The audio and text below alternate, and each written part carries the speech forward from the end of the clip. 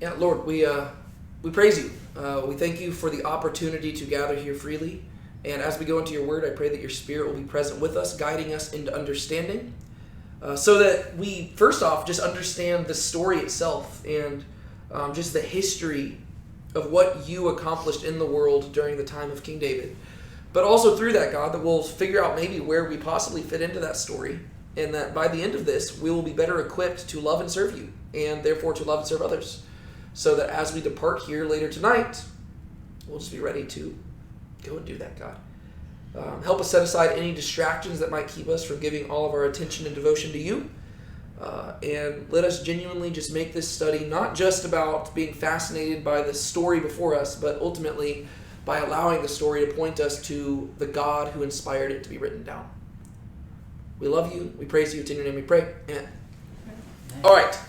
So, 2 Samuel chapter 20 is a very exciting chapter, but also a very tricky chapter. And the reason why it's exciting is the same reason why it's tricky.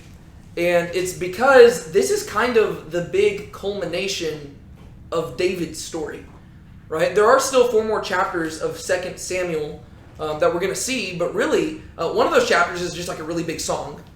Another one of those chapters are just recapping some of David's last words. And then the other 2 chapters are really just like different stories that are from David's reign, but we don't necessarily know if, like, when exactly they happened. Like, some people would say that they're not just sequentially there, right? They're actually just things that represent something key about David's reign that the author wanted to put there, but they might not necessarily be sequential, right?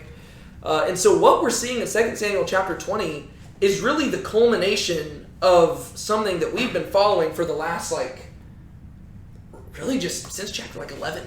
Right? Ever since like the David and Bathsheba thing, this has been the aftermath of that. And it's all been building to this right here, where there's going to be this final rebellion that takes place, but it's not going to be everything that we might at first think. And that's why this becomes a tricky chapter.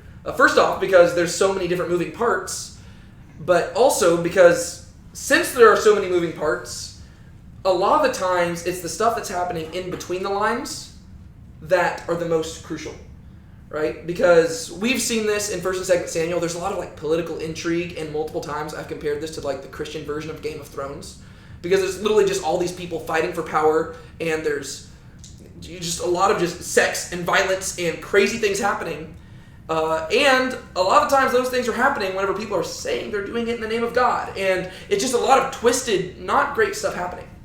Right? And as a result, if you've seen any movie or TV show with a lot of political intrigue, you'll realize that usually it's not the things that are out in the open that you need to be paying attention to, right? It's the things that are in secret. And so, I think that if you're not keeping track of the last few chapters, you might read this story and you'll understand the gist of it, but you'll be missing some of the main points that the narrator's trying to highlight to you. Because if you finish this story and you think that Sheba, the guy who's leading this rebellion here, if you think that he was the greatest threat to David's throne, I'm going to argue that you actually missed the point altogether. Because I think that there's actually a person who is a greater threat to David's throne, and that's a guy named Joab. Right? This is a guy that we've been talking about over the course of the last few weeks, and we're going to see him play a prominent role here. But in order to understand his menace and what's going on here, we need to kind of recap what's happened so far. I'm going to do that for us just so that we can kind of get to the chapter itself. But basically, we are in a time period when the people of Israel are dwelling in the land, and for many hundreds of years, they were not doing what was right in God's eyes. There was no king in Israel. This is the time period of the judges. This is when people like Samson and Gideon showed up, and they were doing stuff. But eventually, they asked for a king, and the first king they get is a king named Saul. And because they had asked God for a king like the nations, that's what they got. They got a guy who was tall, dark, and handsome, but didn't have a spiritual bone in his body. And he liked to act like he was spiritual, but really, he just went and did whatever he wanted to do. Right? He was very power hungry. Not a great guy. However, God is gracious, and eventually he gives them a second king named David, right? And David is a man after God's own heart. We know this about him before he even ascends to the throne. Before he's even introduced into the story, we learn this about him. And he is called from the shepherd's fields, and through a long, complicated story that involves a lot of treachery and a lot of betrayal and a lot of really hardship for David, who is mostly innocent through all of this, he eventually becomes king, right? And David becomes an amazing king, dare I say the greatest king Israel ever had until the time of Jesus. Even greater than Solomon, I would say, in many ways, because even though Solomon might have seen the kingdom to greater prosperity physically, David saw it to its height spiritually. So David, he captures Jerusalem, he makes it the capital, he takes the Ark of the Covenant, he moves it to Jerusalem, and he establishes that the political and the religious capital are going to be the same thing, because while he is the king that they see, God is the king that they serve. So David is very God-focused, even to the point where he wants to build a temple for God. But God says, no, actually your son is going to be the one who builds me a temple. But I'm going to make a promise to you. And I'm going to promise you that you will always have a king who sits on the throne. And your son will reign eternally. He basically makes this covenant to David that anticipates the fact that there's going to be this Messiah figure who shows up. Right? We don't know when. We don't know if it's going to be David's son, or his grandson, or his great-great-grandson, or his great-great-great-great-great-great-great-grandson. But eventually there's going to be this person who arises who's going to reign not only over Israel, but over all the nations. And he'll be from the house of David, and he's going to basically be the fulfillment of the entire storyline of Scripture thus far. So we're waiting for that, which is really cool. But as the story progresses, David's not perfect, and there's this one story where he's walking out on a roof whenever his men are off at war. He stayed back home. He sees this girl that he thinks is kind of hot. She's bathing, and so it's very easy for him to determine whether or not he thinks that she's hot. And he calls her over, and they do things that only married couples should do. The issue is that they are not married to one another. They are both married to different people, which is not great. But he gets her pregnant. And now David, the man after God's own heart, realizes that he has committed a great sin, but he's not done sinning yet, and so he decides he's going to try to conceal the sin. The end result is that her husband ends up being killed, and David is responsible, ultimately. But after some time passes, David is confronted by the prophet Nathan. David repents of his sin, and God forgives him. But at the same time, David is told, yes, you are forgiven by God, but there's still consequences for your actions. And that sets in motion the rest of the events of David's life. Because basically God tells him, the sword will not depart from your house. And because you did this terrible thing and you broke the house of Uriah the Hittite by stealing his wife and by having him killed, your house will be broken. And basically that's what we see, right? So if you keep reading through the story, you have one of David's sons named Amnon. Well, Amnon is really, really, really attracted to a girl. The problem is that that girl is his half-sister named Tamar. And you would think that would stop somebody from pursuing said girl, but not Amnon.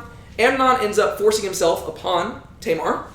And Tamar has a brother named Absalom, who is not very happy about this, right? He hears that his sister has been raped, and he is angry about it. He bides his time, and then after years pass, he sets in motion this plot where he finds a place to murder Amnon. And so he ends up having Amnon killed. He himself doesn't do it, but he has other people kill him. And David is understandably mad about this. David has really he's been mad about all of this, right? He was mad to hear about what Amnon did to Tamar. He's mad to hear about what Absalom did to Amnon. But David doesn't do anything. Why? Maybe he's a bad dad. Maybe he's just still feeling guilty over what he did, and maybe he feels he has no right to get on to his children about their sins whenever he's guilty of so much more. As a parent, even if you've done stuff in the past, you should still get on to your kids, and you can use your failures as an example, but for whatever reason, David does not address the problem how he should, and he just allows the problem to fester, and Absalom flees, right? Because he has now killed his brother. He has committed fratricide. He flees for a while, but then David eventually invites Absalom to come back home because that's what his commander-in-chief, Joab, tells him he should do.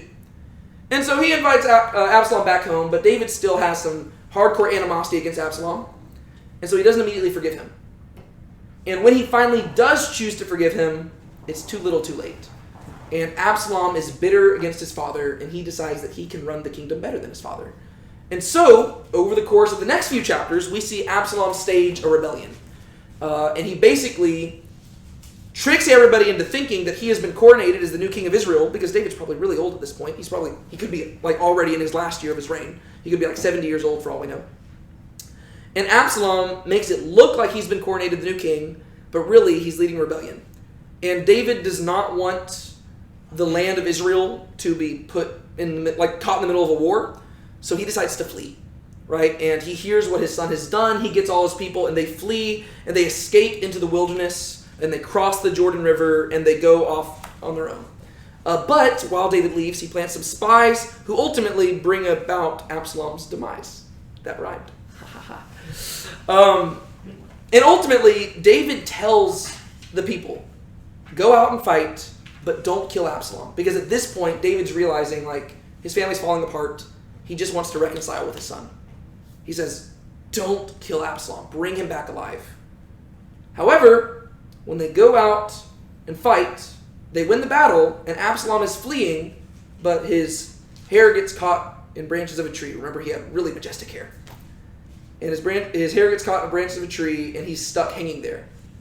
And along comes the commander-in-chief of the army, Joab. And he shows up, and he's really devoted to David, but at the same time, it seems like at this point, Joab is thinking that David doesn't really know how to run a kingdom anymore. And even though David gave strict commands not to kill Absalom, what does Joab do?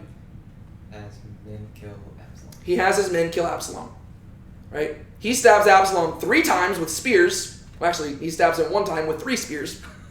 And then he has the rest of the men finish Absalom off. And David is not happy about this. Right? But, to be fair, the rebellion is over. And David hears news that the rebellion is over. But what we saw in the last 2 chapters is that David is grieved over the death of his son. Because this is his child. And he was hoping, even if worse came to worse, he was at least hoping for a chance at reconciliation. But now his son is dead. And he goes around mourning, and he says, my son, Absalom, my son, Absalom. And finally Joab shows up. And once again, Joab seems to think that David has no idea what he's doing anymore. And he brings up something that's fair, right? And we saw this last week in the last chapter. He comes up to David, he says, David, all these men went and fought for you, and they won this battle for you. And the reward that you've given them has been punishment, basically. Because this should be a day of celebration. You have been freed. You can return back home. We should be celebrating the victory. But instead, you're so focused on mourning the death of your son that everybody else feels like they have to be sad too. And once again, it's a difficult situation. Because on one hand, David is a father who just lost his child. On the other hand, he is a king who just won a great battle and his kingdom has been restored. And so he's caught in this difficult place where it's like, which one do you express? Because he needs to express his sadness, but also he's a king. And he needs to thank the people for what they've done. And so Joab does bring up a good point. He probably could have delivered it more compassionately, but he brings up a good point. And so ultimately David does basically just suck it up, and he goes and thanks the people, and they begin their way returning to Jerusalem. And that's what we covered the last chapter. David's return to Jerusalem. Even though, ironically, even though I called it David's return to Jerusalem, we didn't actually see him arrive in Jerusalem in the last chapter. We're going to see that at the beginning of this chapter. And so David begins his return to Jerusalem, and we see a lot of different interactions that he has with people on his way there. Right? And so that is where we currently find ourselves as we approach this story. Right? David has come out of captivity, or he's come out of his exile. He has crossed the Jordan River. He is back in the land of Israel. And he's making his way back to the capital. This should be a really big moment. It's a celebration. The king is coming home. But there's one more key detail that we need to mention to understand the story here. I've mentioned multiple times that David had a commander over his army. What is that commander's name? Joab. What is his relationship to David? Nephew, right? This is nephew. All right. Joab has been David's commander for a long time, even since before David was king. Joab has been his commander. Until last chapter. Mm-hmm. What happened? He promotes the commander from Absalom's army as his commander. Yeah. So David actually takes the commander from the enemy's army, who also happens to be his nephew. But he takes the commander from the enemy's army. His name is Amasa. And he promotes him to the commander-in-chief over David's army. On one hand, this is a really smart move.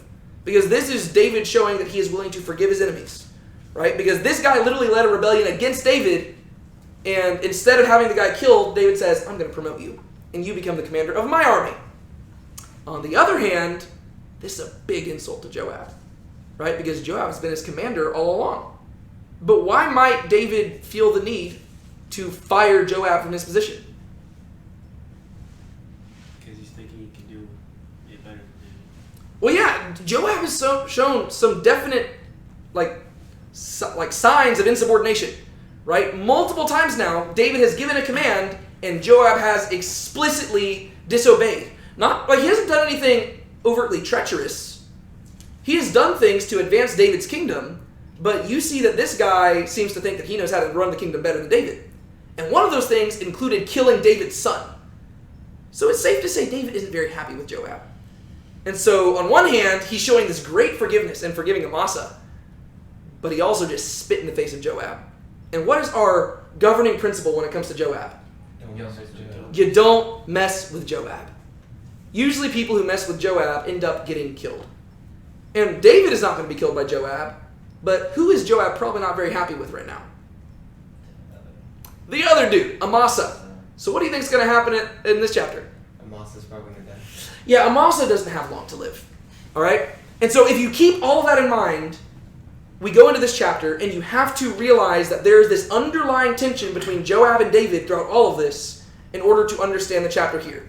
Right? If you don't remember that, you'll read the story and you'll get the main point, or you'll understand what's happening, but you won't understand the genuine threat to David's kingdom underlying it all. Make sense? All right. That all being said, that was so much groundwork, but that's because this chapter is literally the culmination of all of these different moving parts. Next week will be a lot easier to cover context. All right, Sean, take it away. Verse 3? Yeah. Now a vile fellow happened to be there, whose name was Sheba, the son of Bichri, a Benjamite. And he blew the trumpet and said, We have no portion in David, nor do we have inheritance in the son of Jesse. Every man do his tents, O Israel. So all the men of Israel went up from following David and followed Sheba, the son of Bichri. But the men of Judah clung to their king, from the Jordan even to Jerusalem. Then David came to his house at Jerusalem, and the king took the 10 women, the concubines whom he had left to keep the house, and placed them under guard and provided them with sustenance, but did not go into them. So they were shut up until the day of their death, living as widows. Thank you. All right, so believe it or not, despite all that context that I just gave, there is a crucial thing of context that I totally forgot to mention, which is literally the setup for this entire chapter. How did the last chapter end? Right? I mentioned that David was returning to Jerusalem, but there was this interaction at the very end of the last chapter. What happened? Something with the house of Judah and the rest of Israel. Yes. Right? So David was going back to Jerusalem, and I mentioned how there's this growing divide between the people, right? There's the 10 tribes up north and the 2 tribes down south, right? Obviously, there's multiple different tribes in all of these. But the 2 tribes down south, since the biggest tribe is the tribe of Judah, and that's the tribe that David's from, usually we just call the southern thing Judah, right? And the 10 tribes up north, they can sometimes be called Ephraim or something like that, but usually they're just called Israel, right? So Israel's up north, Judah's down south. Technically, the whole land is the land of Israel, but whenever we split them up like that, that's just how we call it. This divide has been forming, right? And we've seen this over the last few chapters, and David accidentally advances that a little bit when he's coming back to Jerusalem, because he reaches out to the people of Judah. He's like, guys, I'm from y'all's tribe. Why haven't y'all come to welcome me back into the land? Y'all should be the first ones to welcome me back. And so the people come and they're like, hey, come on in.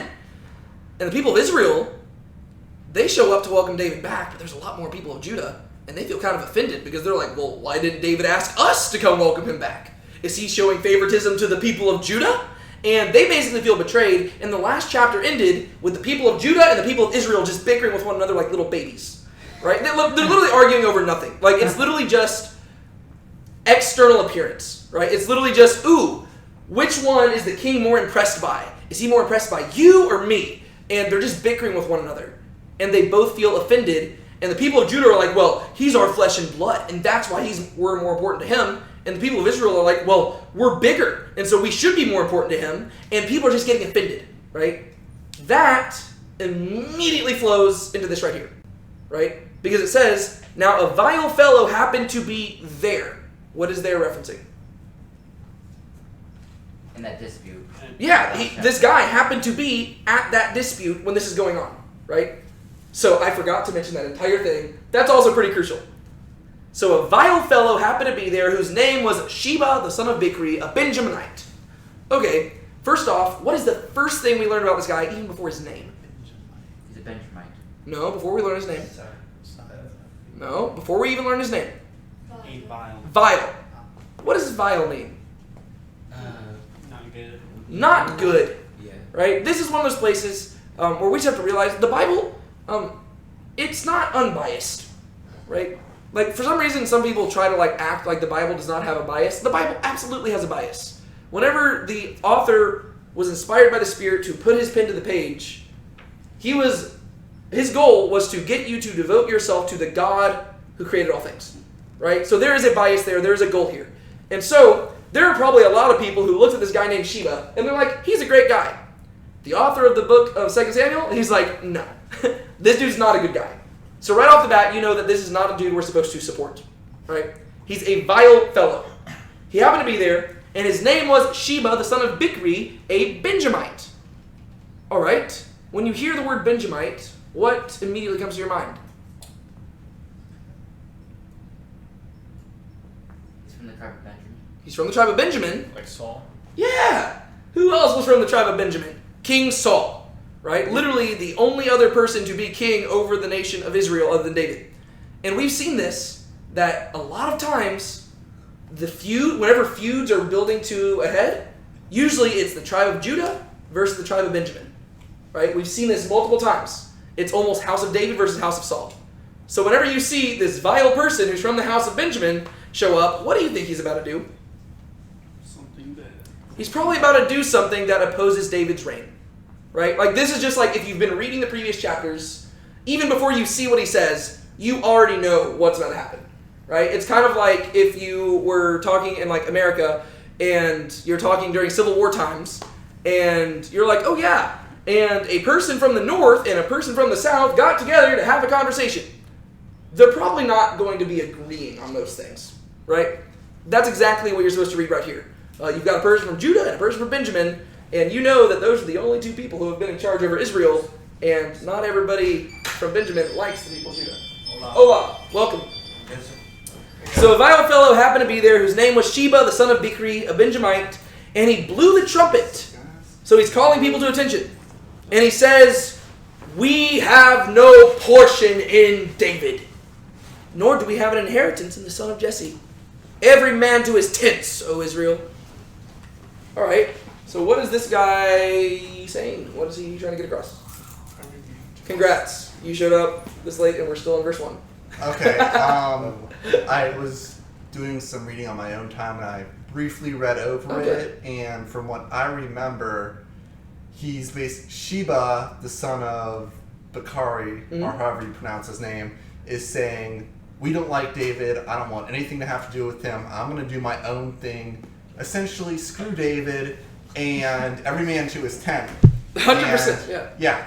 Yeah, that's exactly what's happening, right? Which is funny because if you go to the last chapter, remember what the people of Israel were saying is they're like, hey, we actually are the bigger portion, right? They said, their main argument for why David should have loved them is that they have 10 portions in David, right? There's 12 tribes and there are 10 of them.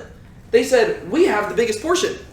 And now, apparently the dispute has gotten so severe, this dude shows up and says, you know what? If David won't value our 10 portions, we'll have no portion. So immediately you see that the rebellion that he's having here is different than Absalom's. Right? Absalom, he was trying to take over David's kingdom. What is Sheba trying to do? Create a new kingdom? Yeah, he's just trying to secede. Right? He says, you know what? I'm not taking over David's. You know what? I don't even want y'all people. You know what, Israel? Pack up your tents, we're going to go do our own thing. He's just splitting them in two, right? That's what he's calling here. We have no portion in David, nor do we have any inheritance in the son of Jesse. Every man to his tents, O Israel. The thing that I think is really funny here is that Sheba has big words, but over the course of the chapter, we're going to see, it doesn't seem like a lot of people followed him, right? Like this whole chapter in most books, Bibles is going to be called Sheba's Rebellion. It seems like his rebellion didn't really gain a lot of steam. It's more what happened during the rebellion that's important. I just find that kind of funny because I think everybody's like, well, we still kind of like David. But there are going to be some people who follow him. So, all the men of Israel went up from following David and followed Sheba, the son of Bichri. But the men of Judah clung to their king, from the Jordan even to Jerusalem. All right, so I don't think that the imagery, I don't think that we're supposed to think that literally every single man of Judah just like hugged David and clung to him. And just like, he's just like having like drag them by his legs all the way back to Jerusalem. What does it mean when it says that they clung to him? They what? They walked with? They stayed, yeah. They devoted themselves to him, right? They said, we don't care what this guy does, we're with David, right? So once again, battle lines have been drawn, right? This guy's like, I'm going to go do my thing. I want to be king now.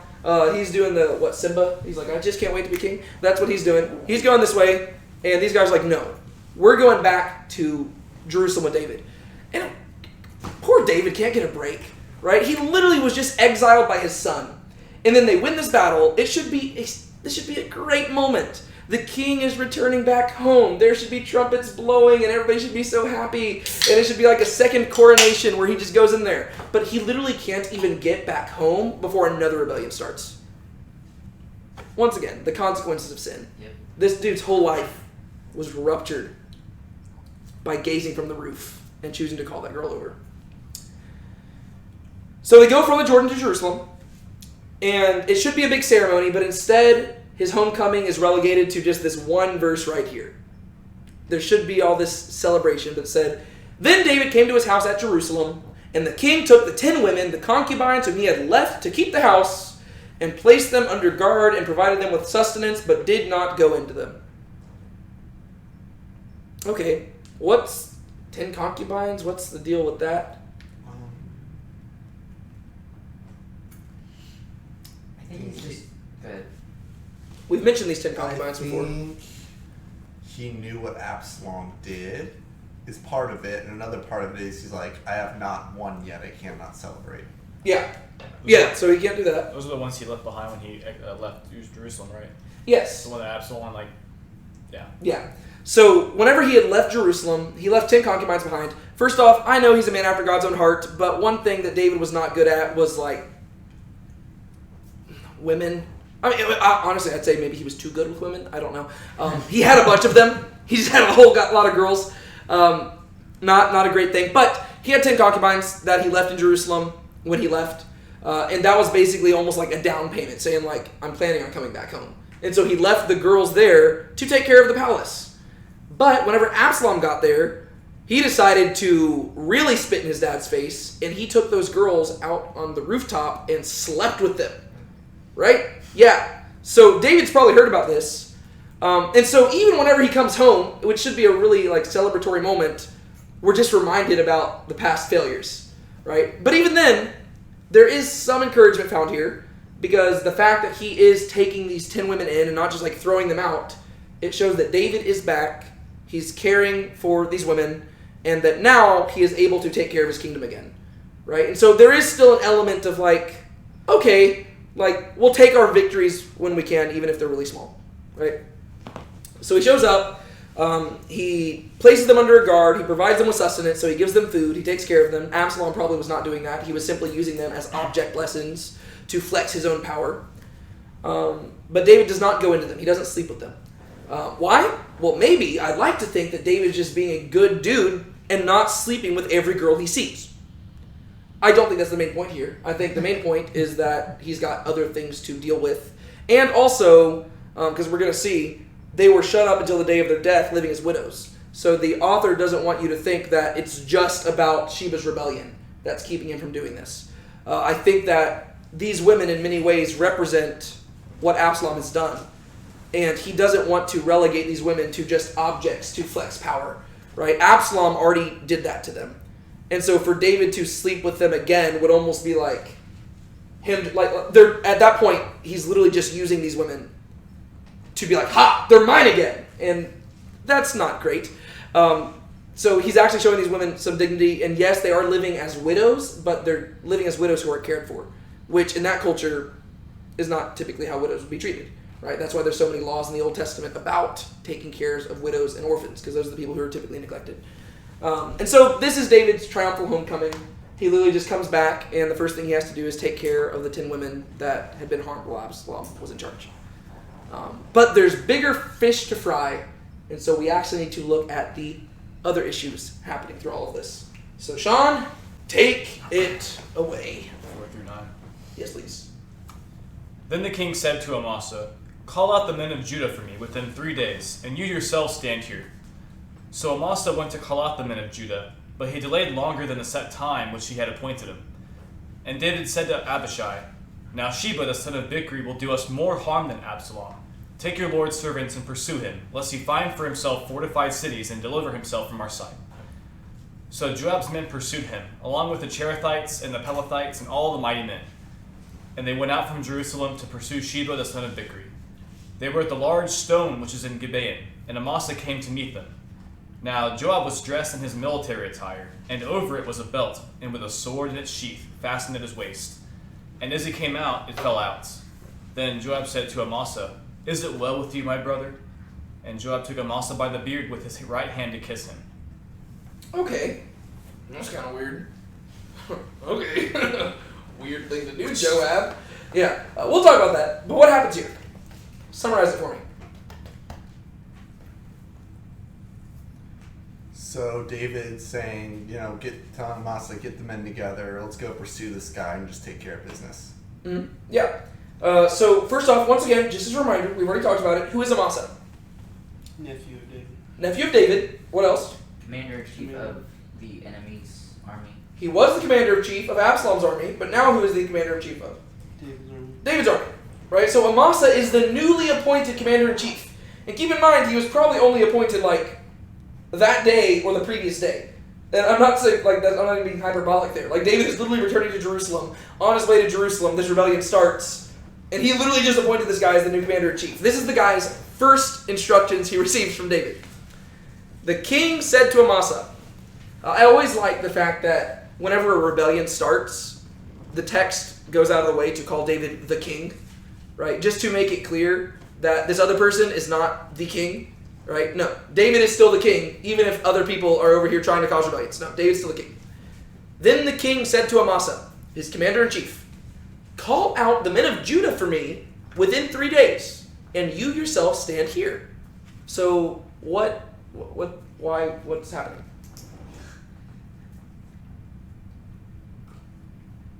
What is he commanding him to do?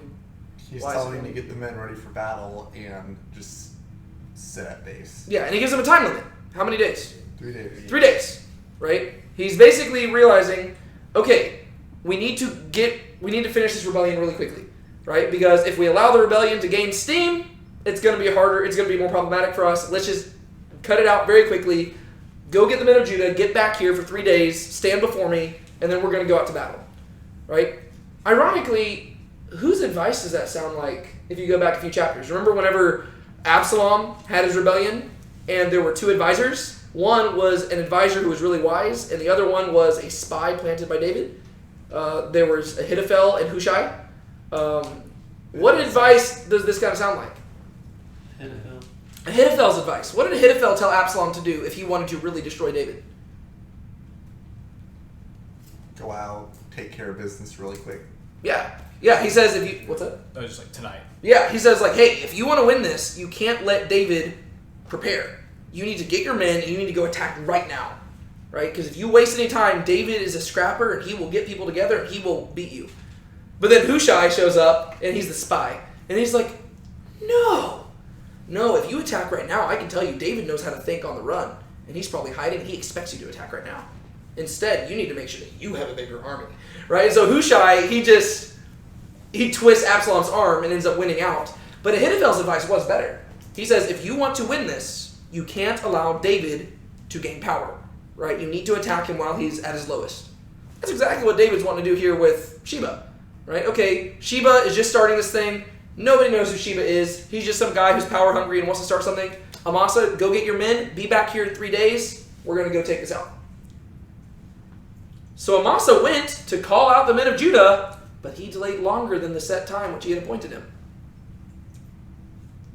So what happens? Joab gets people together and goes. Well, not quite. I'm just talking about just the verse I just read. He took too long. He took too long, right? 3 days pass. You can imagine David there just looking at his watch. He obviously didn't have a watch, but he's sitting there and he's just waiting. And Amasa doesn't show up. And once again, David literally just appointed this guy as his commander-in-chief. And I can tell you that the news is probably buzzing that David appointed this guy, right? This is a big deal. This was the commander-in-chief of Absalom's army. And now he switched over to David's. Everybody's probably talking about this. David gives him his first order of business. Go get the men of Judah, come back here in 3 days.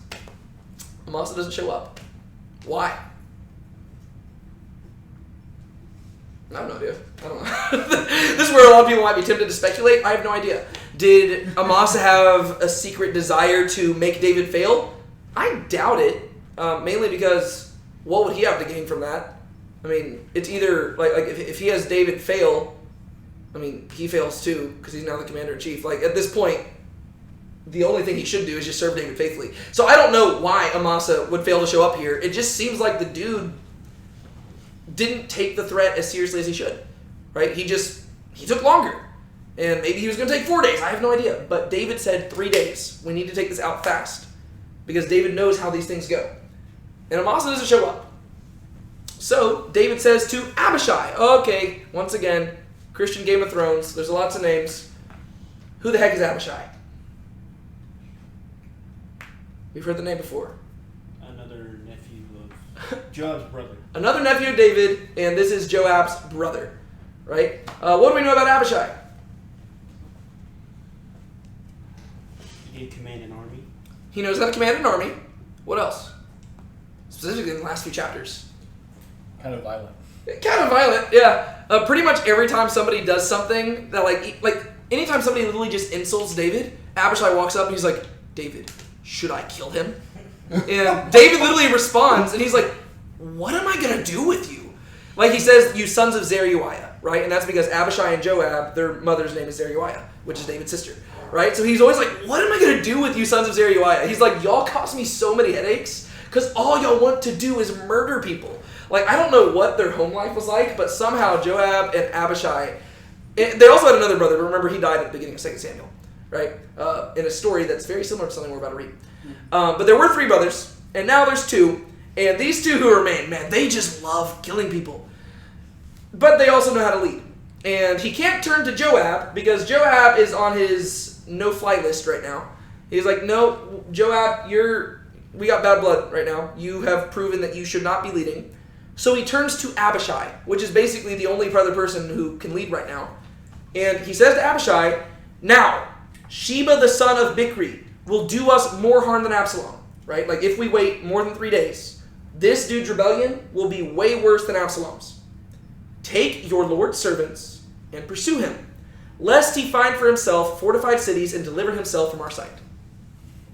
So what does he say? Go kill him. Go kill them, right? Take your Lord's servants, right? Take the men we got, right? I don't know where the heck Amasa is. I don't know where his men are. Take what we've got here and go take Sheba out. What is he afraid Sheba might do? Take over his command, his kingdom. Yeah, well, lest he find a fortified city, right? So lest he find like a base of operations, right? Because right now Sheba's just like getting this thing started. It's not like this guy like inherently just like has a kingdom. No. Like, but the more steam he builds up, the more he can get a kingdom. And so he's like, don't let this guy get a base of operations. We've already taken too long. Go get him before he's able to do this, and before he can deliver himself from our sight. So basically, take him out before he has enough power to actually fight back. Because if that does build up, then we're just going back into war again, and I don't feel like doing this again. That's basically what David's communicating. But there's one key phrase I need you to pay attention to, because that's going to be key in helping us understand the true threat facing David right now. Who does David tell Abishai to go get? Your Lord's servants. Your Lord's servants. All right? So, what does he mean when he says that? And notice how Lord's is not capitalized. Yes, yeah. So it's not talking about God. Who is it talking about? Whenever David says, go get your Lord's servants, who's he talking about? Maybe another. Who is Abishai's Lord supposed to be? It's not talking about God. It's talking about... It's like a different David, right? Like me, like right? He is the king, and if you serve David, he is your Lord. So if he says, go get your Lord's servants and go fight, he should go get David's men and go fight. Right? It should be David's men. Read the next verse. So Joab's men pursued him, along with the Kerethites and the Pelethites and all the mighty men. Whose men is pursuing Sheba? Joab. Well, that's weird. Because it says, go get your Lord's servants, which you would think it would call it David's men. But for some reason, whenever he goes against them, it says Joab's men. Which makes you wonder, who is Abishai's Lord really? Who is Abishai really serving here? Well, it's not himself, it's his brother, right? Joab. It's like you go straight to him, and it's like, Joab. Yeah, exactly. To where Joab is no longer the commander-in-chief, but the idea, like, once again, it's very subtle, to where you can't just say that Abishai's like, I serve Joab. But we've seen that Joab is not really supposed to be in charge right now, and so he shouldn't have any men. But it seems like whenever Abishai was told to do this, he just runs to his brother and says, I need your men. But David could have gone through Joab. He could have done that. But he didn't, because he's not appointing Joab for these things. But Abishai runs to Joab because it seems like Abishai still views Joab as the one who's in charge. Right? So Joab's men pursued him. And you only pick up on this if you understand the tension between Joab. That's why I'm saying, if you're just reading through it and you don't know about the tension between David and Joab, you're going to just totally miss this. Because you're like, okay, I don't know who Joab is, let's move on. But if you understand that David and Joab are not on good terms, and it says, go get your Lord's servants, and then Joab's men are following, you're like, ooh, maybe I need to pay attention to this. And then you're going to catch all the little subtle things as the story progresses. So Joab's men pursued Sheba, along with the Kerethites and the Pelethites and all the mighty men. Who are the Kerethites and Pelethites? We've talked about this very briefly. All the names get mixed up, I know. You don't have to remember these. There's not going to be a quiz. Well, I guess there's a quiz right now. I'm asking you. You need to answer. Weren't they related to like the other people that the Israelites had to like wipe out? Like even Possibly. besides The main thing I'm saying, what is their role? We've only seen them a few times, but what have I kind of used to describe their role? They're hired men, but what are they hired to do for David? to go and wipe out Sheba and his men. Well, in this instance, that's what they're doing, but they're his like bodyguard, right? The Kerethites and Pelethites, they're not Jewish people, or they wouldn't be called Jews at this point. They're not Israelites, they're not Hebrews. They are Gentiles, right? They're just hired mercenaries, basically, who come in and they're protecting the king. This is what you would do in order to make sure that you had people taking care of you who didn't have any like political gain if you were to die, right? I mean, if you hire if you hire somebody like Joab to protect you, what if Joab decides that he wants to be the king? Well, now he has a reason to kill you. Whereas if you hire somebody from far away to be your bodyguard, they don't have any stakes. Like, nobody's going to follow them. So they're actually going to protect you because that's their job, right? So he hired these people. There's like a bodyguard. And then there's the mighty men. This is the Giborim. Who are these guys? The men that were with David while he was on the run. Yeah, this is like David's like elite training force, his elite squad of like men that he himself trained up, right? And so they don't have this huge army. They just got Joab's men, they got David's mighty men, and they got the Kerethites and Pelethites. And they go after Sheba. And they went out from Jerusalem to pursue Sheba, the son of Bichri. They were at the large stone which is in Gibeon, and Amasa came to meet them. Okay, first off, Gibeon. We've talked about this city in 2 Samuel before. Do you know where it showed up? Isn't that where Saul in a sense died? No, that's Gibeah. Gibeah. Oh, no, sorry, that's mountains of Gilboa. There's a lot of similar names. Gibeah was Saul's town. He died on the mountains of Gilboa. This is Gibeon. Wow, I never noticed all those connections. That's funny. Gibeon, this is in 2 Samuel chapter 2, where there was another story that involved... What was it? Do you remember? Is it where he killed the servant? Well, it was Abner and... Who? Oh, Joab. Joab, right? Remember, you had Abner, who was the former commander-in-chief of Saul's army, and you have Joab, who was the commander-in-chief of David's army. And remember, they meet at this pool, and basically this whole like civil war breaks out. And what ends up happening during the civil war? A lot of them get killed.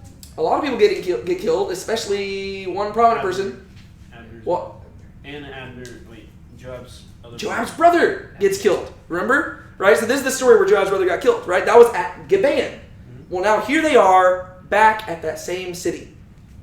And lo and behold, who shows up? The commander. Yeah, Amasa. It makes you wonder what he was doing. Was he just like a slacker? Maybe he was just not good at his job. I have no idea. But this dude just shows up, strolls in there being like, oh, hey guys, look at that. I didn't even need to get an army. He just shows up and there's people here. And he's like, hey guys. However, we know something, don't we? How does Joab probably feel about Amasa? Not so good. Not so good.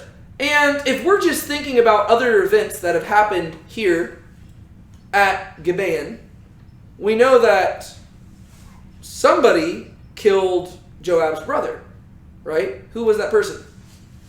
Abner. And what ended up happening to Abner? He got killed there. Who killed him? Joab. Joab. All right, so you just know what happened in the city, right? Okay, well, this is the place where Joab's brother got killed, and the person who therefore was on Joab's bad side also got killed. And now we're here, and you're now finding Joab in the presence of another person who's not on his good side. What do you think's going to happen? Another murder. Somebody's gonna die. And it's not Joab, right? So that you can already tell, like, this is where this story is heading. And if you just remember what happened before, you're like, okay. But real quick, see how I put compared to 2 Samuel chapter 3? Let me go to 2 Samuel chapter 3 real quick, and let me tell you something that sounds even more similar to what we are about to read. So, 2 Samuel chapter 3. Keep in mind, the context of this is that Abner has killed Joab's brother.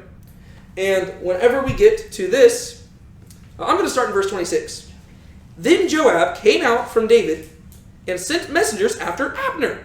Right? Remember, this is whenever basically Abner defected and he wanted to join David's side. And David was like, dude, I would love to have you on my side. But Joab doesn't like Abner because Abner killed his brother. Right? And so, think about the parallels. This is a person that David likes and Joab doesn't like. Okay?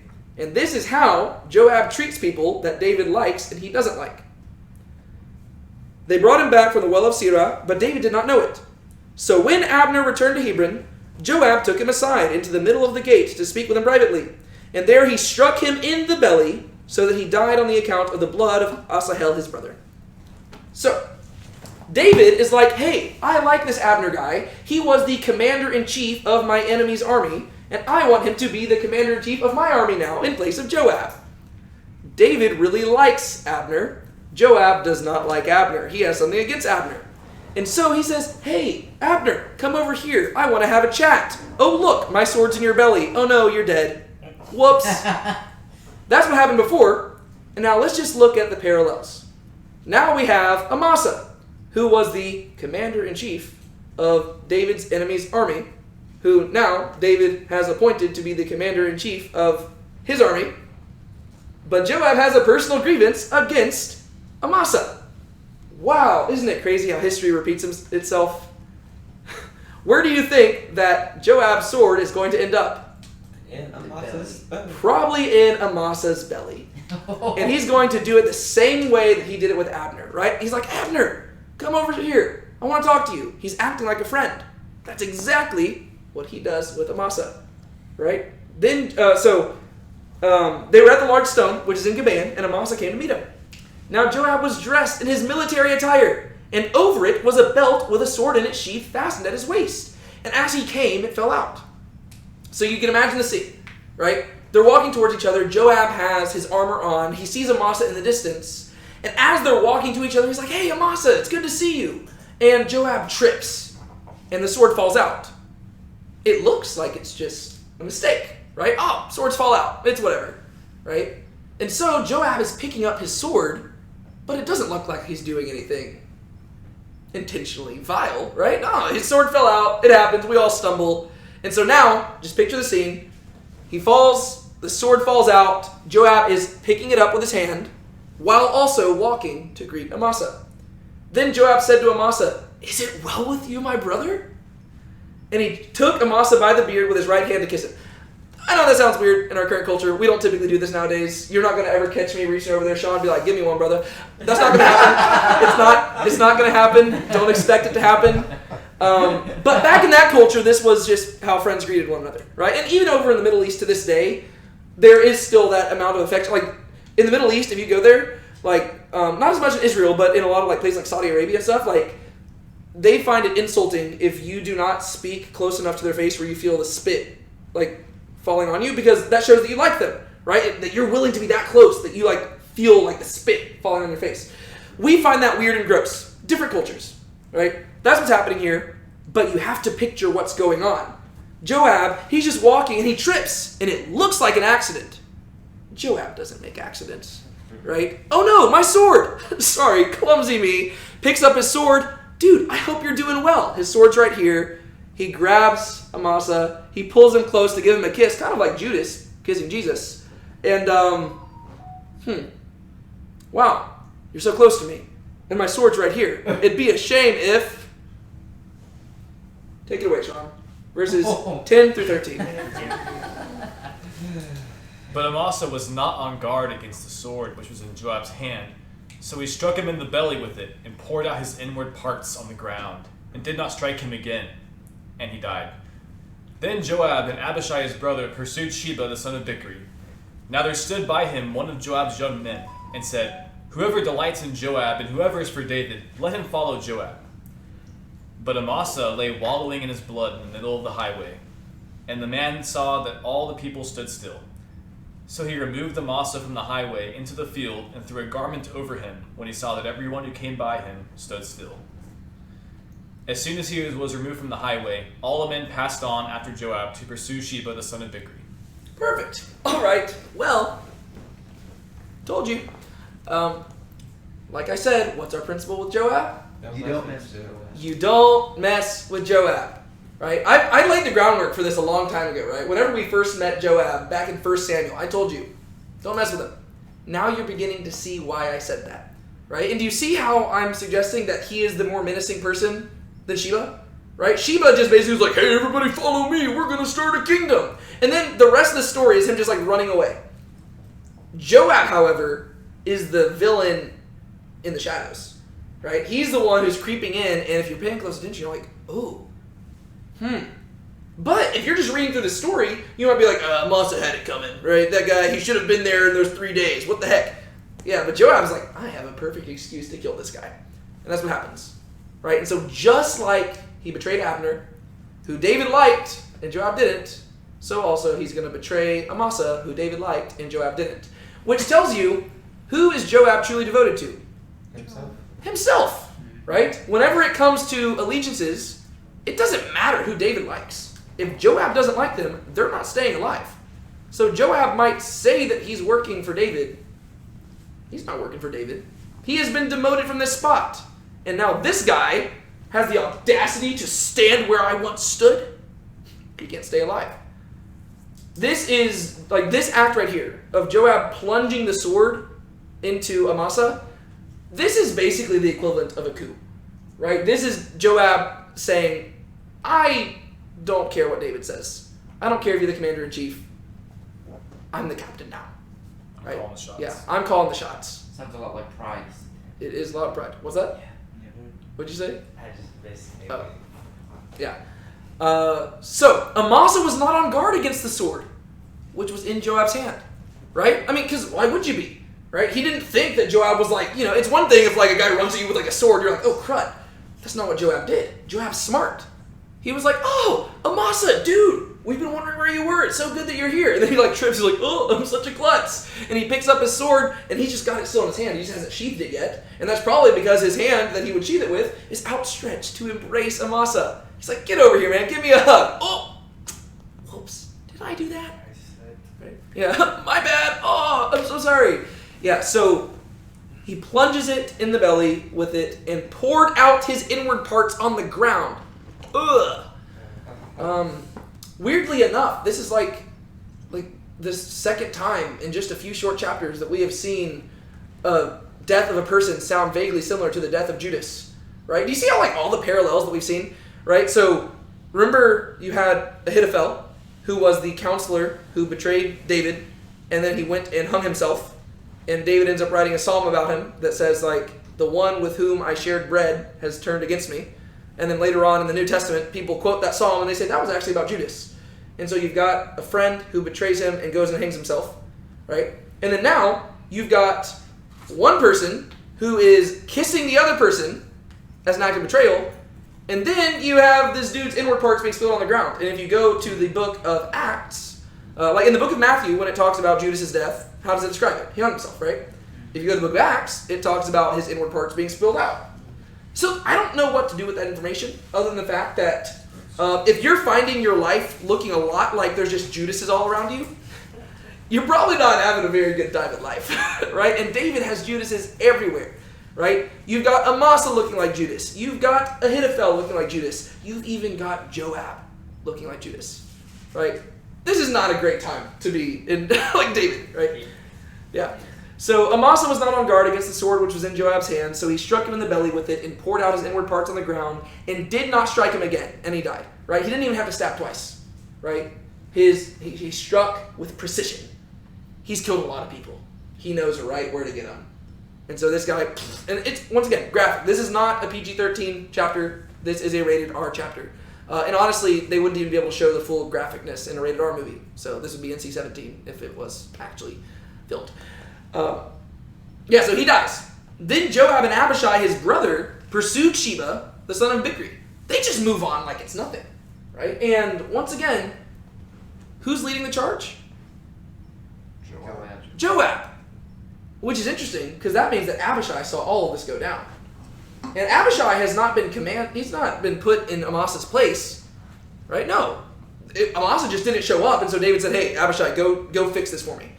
Right? Abishai sees this go down, and he still follows Joab. Right? So we see that he is Joab's servant. Right? Joab is his lord. Right? And Joab leads the thing, whereas Abishai was supposed to be the one leading this whole thing, but Joab goes. Then Joab and Abishai, his brother, pursued Sheba, the son of Bichri. Now there stood by him one of Joab's young men. You see the emphasis? But once again, if you don't know the underlying tension, you're going to miss all this if you're just reading through it. Now there stood by him one of Joab's young men and said, whoever delights in Joab and whoever is for David, let him follow Joab. Do you once again see how that's kind of a weird way to word things? Mm-hmm. Right? Whose name is mentioned twice there? Joab. Yeah, whose name is mentioned once? Who? David. And who's the emphasis put on here? Joab. Right? If you're just reading through it, once again, you won't think anything of it. But if you realize that David and Joab are not on good terms right now, this is scary. Right? Whoever delights in Joab, right? Whoever really likes the things that Joab is doing, and whoever is for David, right? Whoever wants David to whoever likes David over Sheba, right? That's more what's going on there, right? It's not delights in David, because Joab doesn't delight in David. Whoever delights in Joab, and, they think that David's the lesser of the two evils when it comes to David versus Sheba, let's follow Joab. David didn't appoint Joab. Why would you follow him? Well, it's Joab's men, right? It's literally like a coup happening right here.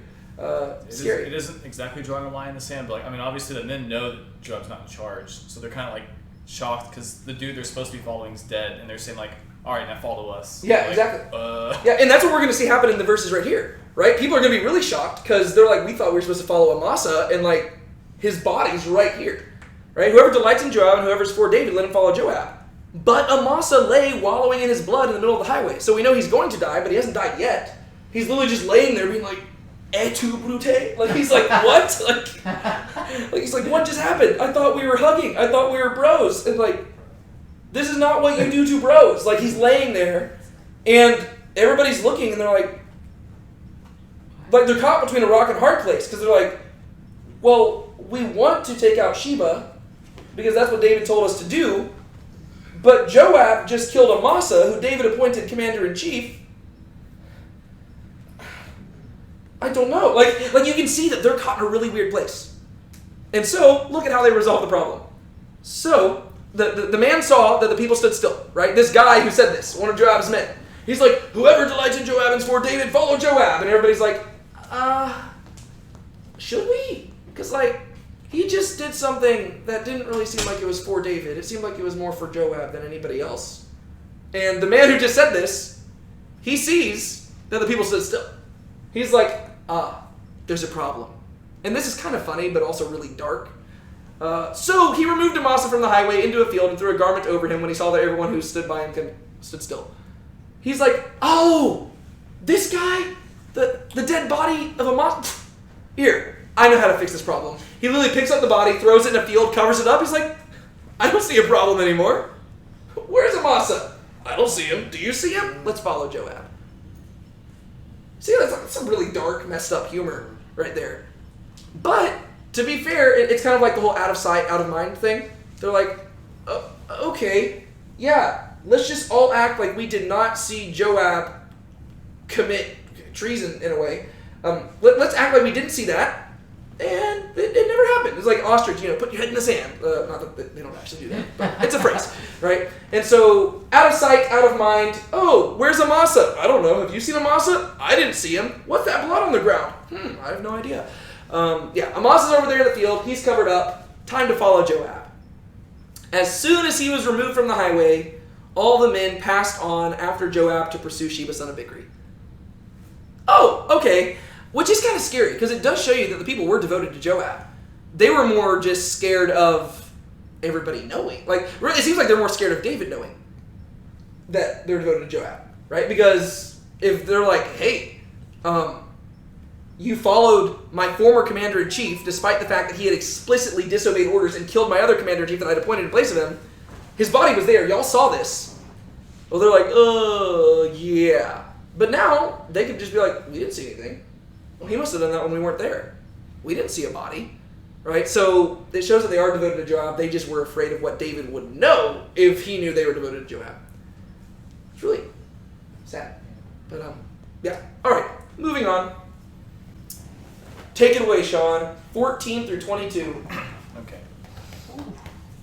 Now he went through all of the tribes of Israel to Abel, even Beth Maacah, and all the Berites, and they were assembled and also came after him.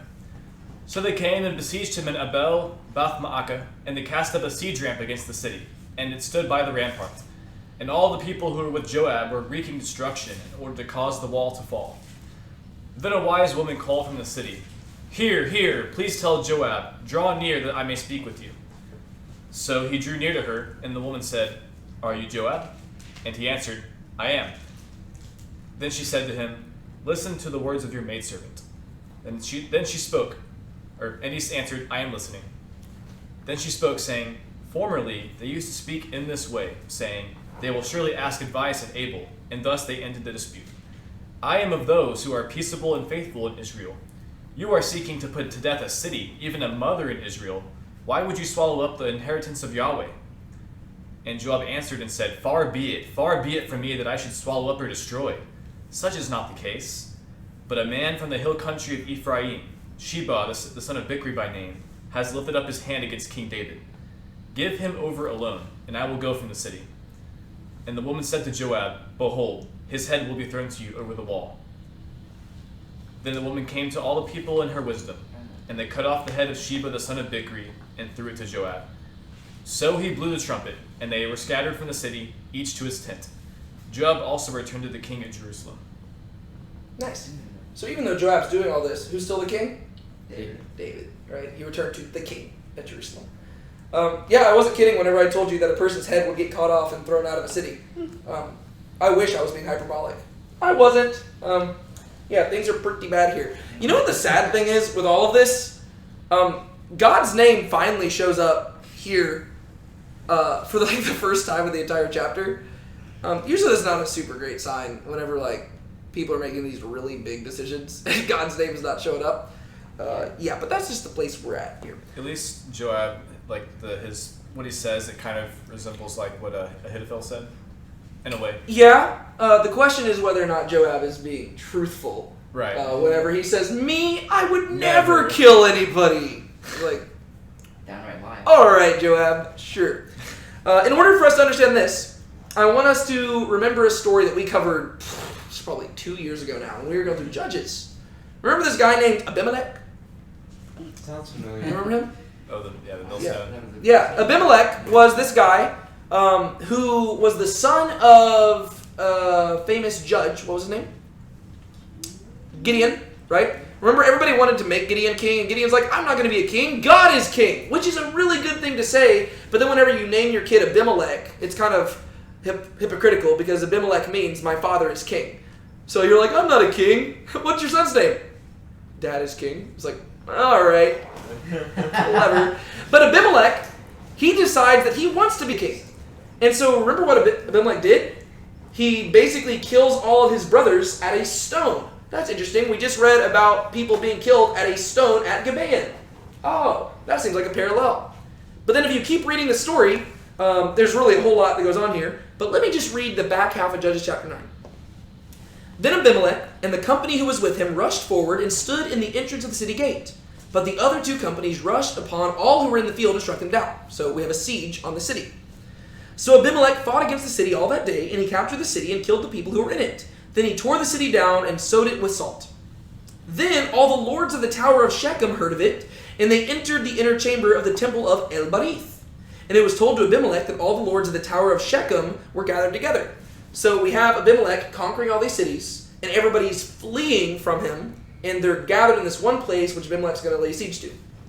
So Abimelech went up to Mount Zammon, he and all the people who were with him.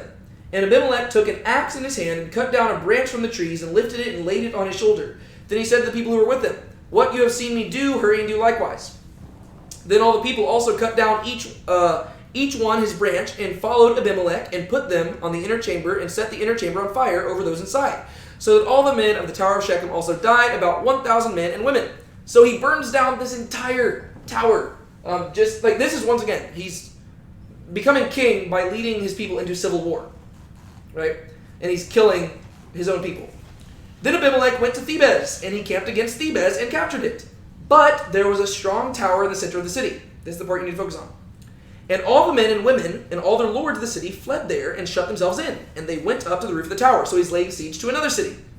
So Abimelech came to the tower and fought against it and approached the entrance of the tower to burn it with fire. But a certain woman threw an upper millstone on Abimelech's head, and she smashed his skull. Then he called quickly to the young man, his armor-bearer, and said to him, Draw your sword and put me to death, lest they say of me, a woman killed him. So the young man pierced him through, and he died. So this dude, pretty jacked up. He's laying siege to the city, and a woman steps outside and drops a stone on his head, and he's so embarrassed to be killed by a girl that he tells somebody else to kill him before he bleeds to death. He's like, I don't want people to know that I was killed by a girl, so kill me first. And then the men of Israel saw that Abimelech was dead, so each went away to his own home. That's Judges chapter 9. So just to summarize the story, just because, keep in mind, these people would have known that history, and whenever you're writing a story, you're selective in your details, right? There's probably so much more that could be said here, but the person writing this story, he is communicating to people who know this story, right? You have a person who leads a rebellion and leads the people into civil war, and first off, if you're just thinking about that, who does that sound like at the beginning? Like, according to this story. A person rebelling and leading people into civil war.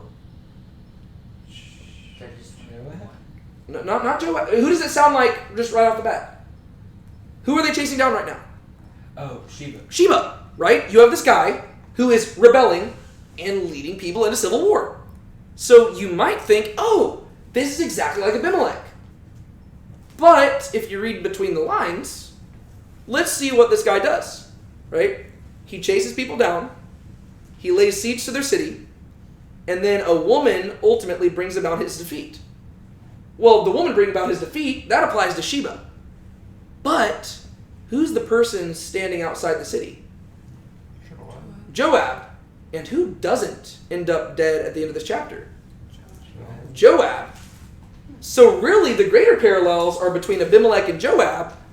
The issue is that Joab is a successful Abimelech, right? Because he doesn't die at the end of the story, right? Instead, he's laying siege to the city, and rather than getting a millstone dropped on his head, he ends up getting the person he's chasing after killed, and he escapes. And so, in one way, he quenched the rebellion, but he was the greater rebellion. Does that make sense? So there's two Abimelech figures. Sheba is the Abimelech that you see in the chapter.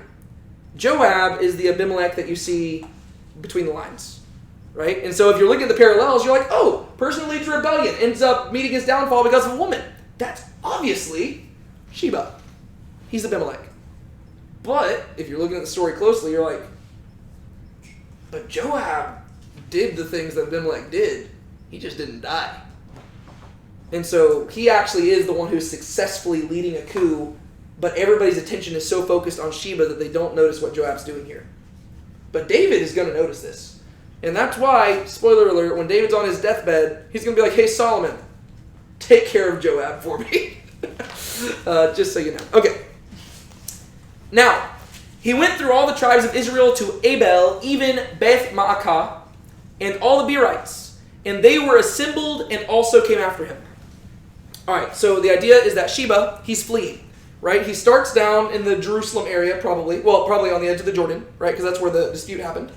And he's going north, right? And Abel and Beth Maacah, that is so north that you're near the city of Dan. Remember, Ben, we went to Dan.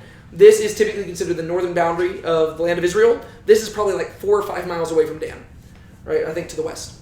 And so this guy has made it to the northern boundary, but once again, it doesn't seem like he's gaining much steam. Like, there are people following him, but why isn't he stopping to fight? Like, if you're making it all the way to the northern boundary, well, you're almost out of the land that you're claiming you want to be in charge of. So it doesn't seem like Sheba's really that much of a threat at this point. To be fair, if they don't take care of this, he could become a bigger threat. Because David was saying, hey, we don't want this to go on so long he gets a fortified city. Well, he does get a fortified city, right? That's where we're going to find him right here. So he is gaining ground, but it's not really as much as we think. Right? He's just, like, basically, he was like, everybody follow me. And then he just keeps fleeing. And they're probably like, where are we following you to? Do you have a plan? And so he goes as north as possible and establishes the city. So they came and besieged him. Right? This is Joab and his men. They came and besieged him at Abel Beth Maacah. And they cast up a siege ramp against the city. And it stood by the rampart. And all the people who were with Joab were wreaking destruction in order to cause the wall to fall. So what's happening here? Trying to get into the city, break the wall down. Yeah, and you all know what, like, whenever it's talking about a siege, you all know what to picture there, right? It's like, there's a walled city, and they're building up ramps, and they're probably stacking dirt, and they're doing whatever they can to basically destroy the city. That's one thing you gotta realize. I mean, if you're in a walled city, it's kind of hard to get into. So usually what you do is you try to break down the wall, or you just surround it and let the people starve inside. That's also an option. But they're not wanting to do that. They're wanting to end this as quickly as possible. So they're trying to get the wall to fall. And then a wise woman called from the city. Once again, the Bible's not biased. And so if this wise woman is coming out, is she good or bad? Good. It seems like they want you to think that she's good, right? We don't know her name. The only thing we know about her is that she was wise, right? She's going to come handle the situation in a way that guys could never think of. Because guys, we're like, we have conflict.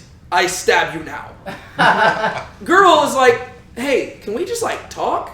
Like, maybe there's a way we can handle this. Like, why are you doing this? What's up here? Like, like this dude just came here and they don't know what's happening, right? They haven't heard the news, right? This dude just showed up with a bunch of people, and she's like, hey, why are you laying siege to us, right? The wise woman called from the city, here, please tell Joab, draw near that I may speak to you. Once again, very weird. It seems like there's an obvious callback to Judges 9, just because a woman coming and doing this, normally this would be a man's job. And so the fact that it's attention being drawn here, like it's not just a person in the city. No, it says a woman came out and said this. Oh, well, when's the last time that we saw a woman at top of a city being laid siege to? Oh my gosh, Joab is the Abimelech that we didn't even notice. So she says, hey, I want to talk to Joab. Let him draw near. You're expecting her to drop the millstone. So he drew near to her. And the woman said, are you Joab? And he says, I am. Then she said to him, listen to the words of your maidservant. And he says, I'm listening. It's kind of a funny interaction. You Joab? Yeah. All right, well, you want to listen to me? Sure. All right. Then she spoke, saying, formerly They used to speak in this way, saying, they will surely ask advice at Abel. And thus they ended the dispute. I am of those who are peaceable and faithful in Israel. You are seeking to put to death a city, even a mother in Israel. Why would you swallow up the inheritance of Yahweh? So what does she say to him? Why are you killing your own people? Yeah, she's being a diplomat. She's being wise, right? Makes it seem like Joab's actually the one leading the coup. Yeah. She's like, bro. Like, I don't know what we did. This city, historically speaking, is a really important city. It's funny she says that. I don't know. I probably need to like look into it to see if this is actually like a valid claim. I've never really heard about this city. It's definitely not as prominent as she makes it out to be. Like, it's not like a city that shows up all the time in the Bible. But she's over here being like, back in the day, they used to say, we're going to go ask advice at Abel. And they settled disputes. Like, usually what would happen is if people were having an argument, they would come to our city to figure things out. Like, we are known for our ability to handle conflict. So she's making it sound like they're super prominent. I'm skeptical of that claim, but she is backing it up by trying to settle this conflict right now. She's like, hey, how do we get out of this? I am of those who are peaceable and faithful in Yahweh. So what does she identify herself as? Follower of God Almighty, Yahweh. Yes. Oh, did I say of Yahweh right there? I meant to say peaceable and faithful in Israel. But she is identifying herself as that. But what is she saying about herself? Peaceable and faithful. What does that imply? Loyalty. Okay. She's loyal, and the question is, loyal to who? But peaceable, what does that mean? This isn't a trick question. Doesn't want to fight. She doesn't want to fight, right? She's like, hey, I don't like what's happening here. You are laying siege to us. That's not my thing. I am a peaceful person who wants peace. So could we just talk and figure out a way to find peace? And she also says, I'm faithful. And if she's faithful in Israel, that would seem to imply that she's being faithful either to the king of Israel or to the capital K, king of Israel, God. Right? So she's saying, hey, I don't know why you're opposing us right now. Because I am a person who loves peace, and I am a person who hasn't done anything wrong, and my people are all kind of like that, right? We just like to handle conflict, and we like to get it out of the way. So, why are you destroying us? Right? You are seeking to put to death a city, even a mother in Israel. She's like, we are one of the earliest cities established. Would you destroy a historical monument? Come on, Joab. Think about this, man. Why would you... and whenever it says a mother in Israel, it could be talking about the city, it could be talking about her, it could be play on words, right? She is a mother in Israel, possibly. She's probably a woman who has children. And she's like, would you kill a mother? Right? But also, the city itself is like a mother in Israel. It's something that they should owe debt to. You're seeking to put to death a city, even a mother in Israel. Why would you swallow up the inheritance of Yahweh? Finally, at long last, somebody brings up God. Once again, Yahweh being the name of God. What's she saying there?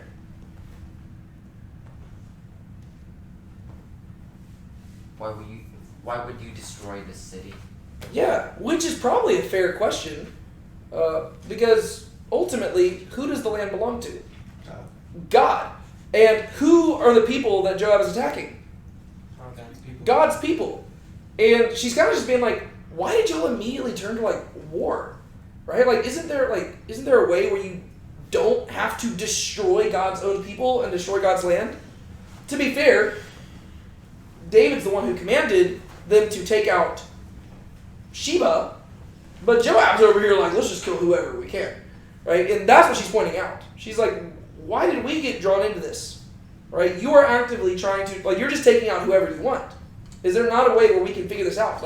She basically just wants to know what his end goal is, and she's offering to help, whatever it takes to bring peace to the land. That's what she's asking. So Joab answered and said, far be it from me that I should swallow up or destroy. I can't bear the thought. Me, Joab? I'm also a peaceable and faithful man in Israel. I would never want to destroy people. Just kill the guy? Yeah, it's bro, you just killed your cousin 5 minutes ago. Oh yeah, did I mention that Amasa was Joab's cousin? Because I forgot to mention that. It is true. You did. They are cousins. Yeah, Joab's I don't know. he's ultimately going to do the right thing here, but it's also one of those things where I'm like, I don't know. I wonder if he's aware of how false this statement is. Like, does he view himself this way? Like, that's the thing that I just wonder. Like, the inflection in the voice is something that we can't always pick up on when we're reading the Bible, right? But I really want to know how he said this. Because it's like, does he know that he's lying through his teeth right now? Or is he so deluded that he genuinely thinks that he's a peaceful dude? Because it's like, wow, like you could not be further off. And that is scary because that shows you how sinful we can be, that we are just so blinded by our own failures. So he's like, far be it from me that I swallow and destroy. He's like, I would never do that. Such is not the case. But a man from the hill country of Ephraim, Sheba, the son of Bichri by name, has lifted up his hand against King David. Give him over alone, and I will go from the city. So he presents himself as a dude who is just doing David's work. I don't want to destroy anybody. I don't have anything against you. I'm just here on David's work. He sent me after Sheba. Give me Sheba, we'll call it even. It's like, well, first off, you're here on your work, and David didn't send you. But you know what? At least he's trying to do the right thing. It seems like he's trying to work his way into David's graces again. I don't know. I ultimately don't know what Joab's end goal was, and I've read a bunch of commentaries where other people are like, we don't know either, right? Which I think makes sense, right? Because usually, if a person is politically cunning and skillful, you probably won't know their goal, right? It seems like Joab's goal is to serve Joab. And however he can do that, so be it, right? If he can get back into David's good graces, all right, I'll serve David. He's an old guy anyways. I'm the one really calling the shots. Or, if he can overthrow David, even better, right? Ultimately, it seems like Joab's main goal is just power, right? And unfortunately, there's a lot of people like that in the world. I'd encourage you to not be a Joab. So the woman says to Joab, behold, his head will be thrown to you over the wall. Very peaceful. But to be fair, sometimes, once again, this is just like caught between a rock and a hard place, literally, I guess, because there's like a rock wall between them. One thing I try to highlight a lot of times in 1st and 2nd Samuel is you try to ask, like, who's doing the good thing here? And the issue is that there's so much sin going on in all of these chapters that, like, I think the main message you're supposed to learn is that humans are pretty jacked up, right? To where, like, even this, like, the way that she brings about peace requires them to brutally murder a person, right? And she's like, oh, I'm a peaceful woman, but if you want the head of Sheba, you go and get the head of Sheba. It's like, all right, very peaceful. But to be fair, it is bringing about peace. And so, yes, she is accomplishing what she set out to do. And she's sparing a lot of lives in doing it. But you're also like, wow, how did we get here? Right? It's kind of like at the end of the book of Judges, whenever you have like a Levite cutting up his concubine into a bunch of pieces, and you're like, oh no. Like, humans are so messed up. You're just like kind of wanting God's name to start popping up more, because then maybe things will get better. But notice how Joab, I guess, is kind of inferred. But notice how Joab didn't say he wanted him dead or wanted him dead. He just wanted him. That's true. Yeah, give him over alone and I'll go from the city. He's like, hey, just give him to me. If walk him out the gate, hand him to Joab will probably kill him down the road. But yeah. Or Joab's like, hey, maybe we can work something out and I'll help you in your rebellion. I don't know. That's true. Yeah, Joab didn't explicitly say that, but this woman's like, all right, you want Sheba? I'll give you Sheba. He'll be dead in a few minutes. So the woman came to all the people in her wisdom, right? Like, so once the emphasis is on her wisdom, right? This girl knows what she's doing. The narrator wants us to look at this girl in a positive light. And they cut off the head of Sheba, the son of Bichri, and threw it to Joab. You see what I'm saying? Whenever Sheba really just was never like a huge threat. Like, he was just like, hey, everybody follow me. And everybody's like following. And then they just keep following. And they never actually get together to fight. He just like gets in the city and he's like, oh yeah, now we're going to do something. And then everybody's like, yeah, no, you're not. And they just cut off his head and throw it out. And they're like, oh, okay. So like it's like most chapters, like if you're reading your Bible, it'll probably say Sheba's rebellion, and that's what I even titled this. But really, Joab's rebellion is the scarier one in all of this. So they cut off the head of Sheba, the son of Bichri, and threw it to Joab. That's just nasty. I mean, really, a lot of this stuff is nasty, but I don't know. Just like you're just like chilling there, just like waiting, just like I don't know, like biting your nails or something, and there's like this head comes like flying over, like boom, boom, boom. You're like, all right, guys, guess let's go home. Thank you. Just like leave. So he blew the trumpet, and they were scattered from the city, each to his tent. Joab also returned to the king at Jerusalem. Right? So if you're reading this, it seems like Abimelech has been taken out. But a different, more insidious Abimelech lives on. Right? Sheba, he's dead. Oh, good. But Joab still lives. No millstone fell on Joab's head. Right? Really, we should have hoped that Joab would be crushed by a millstone and be like, hey, kill me. But that didn't happen. Joab lives to scheme another day. Which leads us to the end of this chapter. Sean, could you read that verse for us? Verses 23 through 26. Now Joab was over the whole army of Israel, and Benaiah the son of Jehoiada was over the Kerethites and the Pelethites, and Adoram was over the forest labor, and Jehoshaphat the son of Ahilud was the recorder, and Sheba was scribe, and Zadok and Abiathar were priests, and Erah the Jairite was also a priest to David. Perfect. Thank you. All right. So it doesn't seem like a whole lot of stuff is happening there. Except the first verse. Except the first verse. Right? Now, Joab was over the whole army of Israel. Which is interesting, because that's not where he was formerly. But I think that this becomes even more intense if you compare this to 2 Samuel chapter 8. Because, like I mentioned, this section right here really kind of brings to an end the story of David, chronologically speaking, in the book of 2 Samuel. Then we just have a few more stories through there. We're going to get David's last words and stuff. And then David dies at the beginning of 1 Kings. He doesn't even die in 2 Samuel, right? So this is kind of a really ominous place to end this part and this narrative of David's story. But another interesting part is that the verses we read here are very similar to something that we read in 2 Samuel chapter 8. If you remember chapter 8, that follows chapter... No. 8 follows 7. Very good. Very good. Very good. Do you remember what happened in 2 Samuel chapter 7? He makes it. God makes. Go ahead. No. Ben was about to say it. God makes a covenant with David. Yeah, God makes a covenant with David. Remember when God made the covenant like, hey, you're going to have a king who reigns forever? All right. In the next chapter, we see David's victories. Remember? And we see all that amazing stuff. And then eventually, I think we covered chapters 8 and 9 together. Remember that? Y'all were the ones who led it? Right? And we covered 8, which was David's victories over all these people. And then chapter 9 goes into his kindness and his hesed to Mephibosheth. Remember? All right. So that is really highlighting David at the height of his kingdom, right? God has made this covenant to him. He is going out and he's just conquering everybody. And then he shows kindness to somebody who's lowly. So this is at the height of David's kingdom. And this is what we read in chapter 8, starting in verse 15 through the end of the chapter. Notice the difference. So David reigned over all Israel, and David was doing justice and righteousness for all his people. Now Joab the son of Zeruiah was over the army, and Jehoshaphat the son of Ahilud was recorder, and Zadok the son of Ahitub and Ahimelech the son of Abiathar were priests, and Sariah was the scribe, and Benaiah son of Jehoiada was over the Cherethites and the Pelethites, and the sons of David were priests.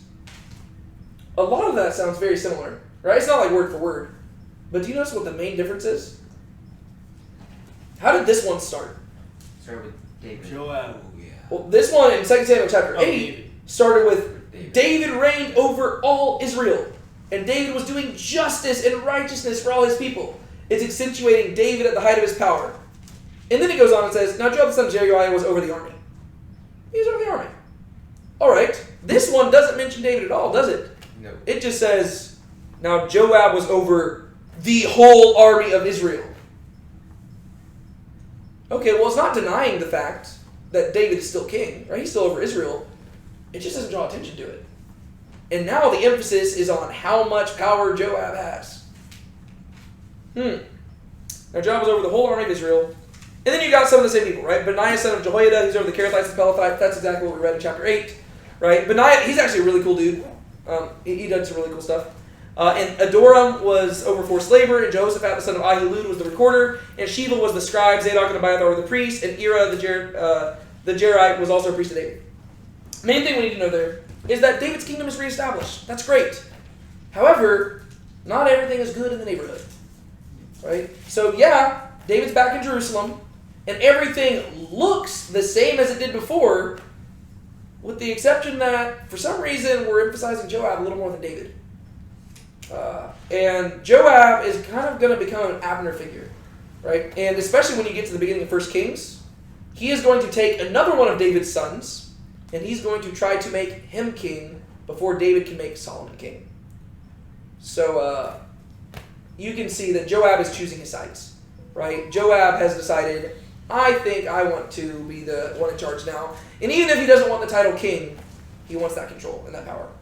Okay, so there's the chapter. That was a lot. My question for you, because I try to say this towards the end, and if we don't have anything, that's fine. What are we supposed to do with this? I mean, it's fine if we just read it and we're like, oh wow, now I understand that story better. That's cool. But we should hopefully be shaped by this, and even though God's name only shows up one time, it still it communicates something about what God is doing, and we see God's faithfulness to David throughout all of this. What do we do with this? How does our life change as a result of studying this chapter? I would just say, based off of what Joab's doing, how far you can go with your sin. Yeah, there's that. Especially because one thing you can highlight with Joab is that he's doing it in the name of serving David, right? That's kind of scary, right? We look at all this, and if you're just looking at it from like a zoomed out perspective, it looks like Joab is just serving David's kingdom. Well, can you also technically do that and twist scripture and say, I'm doing this in service of God? That's exactly what I'm suggesting, right? We could all do that, right? I mean, that's the cool thing. It's kingdom language, right? Joab is out here doing stuff in the name of David's kingdom, but really, he's got other motives, and he's only serving himself. I do this all the time. I find myself doing this so often, where it's like, oh, yeah, I'm just doing this for God. I'm doing it for the kingdom. When really, I'm just doing it to serve myself. Right? This is like whenever I share my testimony, this is usually my story. It's like, yeah, I was just like this goody two-shoes, holy roller Christian guy.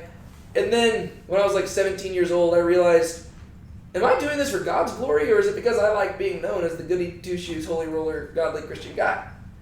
And that's something that I still have to wrestle through, right? Why am I doing these things? Why do, whenever I preach a sermon, I highlight this stuff, right? Do I preach the sermon because I want to help people fall in love with their Creator, or do I do it because I want everybody to know me as a good preacher, right? Why do we gather for Bible study? Is it because I want us all to be discipled and I want us to all grow closer to God, or is it because I want everybody to be like, dang, David knows his Bible, right? Why am I doing it? It's a heart issue, right? And that doesn't just apply to me. I'm just throwing myself under the bus, because guess what? There have been times where I have realized mid-sermon, I think I'm doing this for myself. And I'm throwing myself under the bus so that I can challenge you all to do the same thing. Because guess what? God's name only shows up one time in here, and it's in the mouth of a wise woman who we don't even know her name. But you can still learn principles about human nature and the sinfulness of man by looking at this. And we can look at Joab and we can say, you're bad. But I would rather encourage us to look at Joab and be like, oh crud, am I looking into a mirror right now? A person who claims to serve one kingdom when really he's serving himself? Uh-oh, is that me? So there's one thing that we can take away from that. What else could we maybe learn from this? When someone takes your position, don't get mad about it. Yeah, definitely probably don't kill them. Yeah. Yeah, if you get fired from a job and somebody takes your place, don't be like, I'm going to run you off the road. Yeah, it's probably general godly principle to not do. But also, in seriousness, you could probably learn something about bitterness and jealousy there, right? Agreed. And submission to authority, right? Maybe just, if the king is the one in charge, submit to what the king says, right? Including God, right? First off, there's the governing authorities over us, but also God. There's so many times whenever people will almost think that they know better than God and what decisions should be made. And they're like, God, I know that you think that this is what's best for me, but I think this is what's best. It's like, no, God knows best. Maybe just submit to it, even if you don't like it. And I'm going to go on a little bit of a side train here, but Okay. you also need to keep an eye out for when your worldly leaders go against God's law. And I notice we just see a lot of that now. Yeah. Well, and that's a difficult thing when it comes to worldly leaders, because even whenever they are not submitting to God, we're still called to submit to them unless they directly give us a command that would cause us to not submit to God. right? That's the really difficult thing, right? You get to the New Testament, and Paul and Peter are writing during the time of Nero, who literally burned Christians and called them Roman candles. And Paul and Peter, they're like, submit to the governing authorities above you with all joy. They didn't like these guys. They're not like, oh man, I am so glad that Nero is in charge. I love his policies. No, Nero is killing their friends. And they're like, just submit with joy. God put him there. Yikes. So we are called to submit to the authorities above us. But if they tell us to do something that violates what God has commanded us to do, that's an issue, right? And so then we have to say, no, God's authority trumps yours. But yeah, I think as Christians, a lot of times we've been so influenced by like American culture that we don't like the idea of submitting to authority, and we find so many excuses to not. And we're like, I didn't agree with that position, and I'm going to use my spiritual convictions to justify it. When really it's like, no, just submit. Once again, I'm guilty of this as well. Joab should have. I find me specifically, I find a hard time with it because I just want to get up and rebel, and we all part of me wants to start kicking doors down because I'm just mad at what's going on up there. Yeah, we all are though. That's who we are. We're sinful, right? And the thing is, as much as we say that we trust God and we love God, when it comes down to it, who do we usually think knows best? This guy. I'm not saying y'all think I know best. Y'all should, because I do. No, I'm kidding. No, like usually we think that we know what's best, right? And so you'll say, yes, God, I know, I love you, and yes, I know I'm supposed to submit to these people, but usually when it comes down to it, we are very good at justifying why we are right and everybody else is wrong. And really, we just need to be like, no, don't be a Joab. Also, don't be an Amasa either, right? Because this dude, I don't even know why he slacked off. He just did. Like, I don't know, if the king tells you got 3 days, be back in 3 days. It might have gone better if he just come back. Well, yeah, he probably would have been dead. David would have been like, all right, by the way, don't hang around Joab.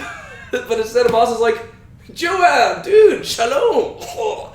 Yeah, so don't be Amasa, don't be Joab.